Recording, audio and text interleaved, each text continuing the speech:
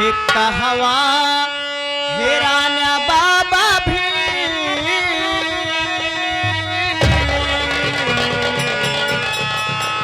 हे कहवा हेरान्या बाबा भी आज तो है देशवा पुकारे।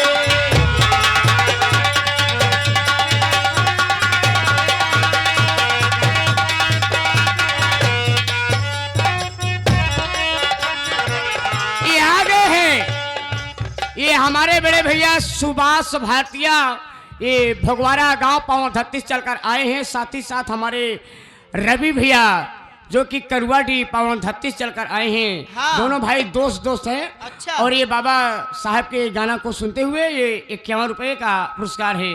जय भीम जय भारत नमो। मैं भी भाई साहब से जय भीम जय भारत नमो बधाई करती हूँ।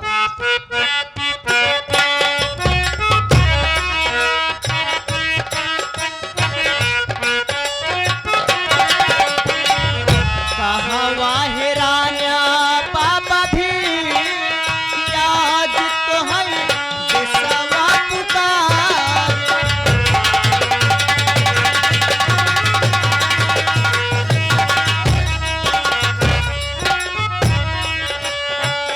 ये आगे गुलशन कुमार गौतम, ये आगे गुलशन कुमार, ये गौतम ग्राम सभा ये गुधुआ पावन 36 रहने वाले हमारे चाचा जी। हाँ। ये बाबा साहब का ये गाना सुनते हुए 21 रुपए का पुरस्कार है। जय भीम जय भारत जय संविधान। हे देशवा पुकारे बाबा देशवा पुकारे।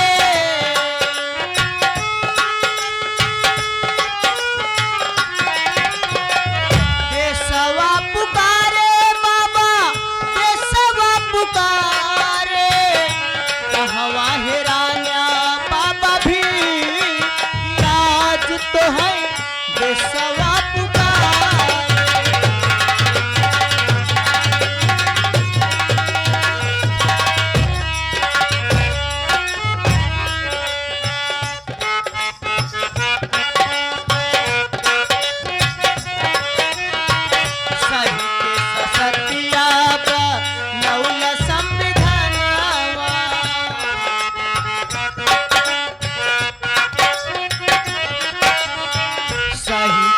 सतिया पर नौल संविधानवा आए रे विधाता नहीं देख ले नया नवा। आए रे विधाता नहीं देख ले नया नवा। देख ले नया नवा बाबा देख ले नया नवा।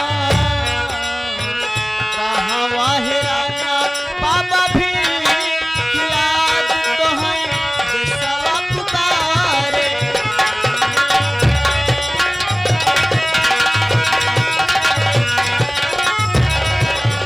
देशवा पुकारे बाबा देशवा पुकारे।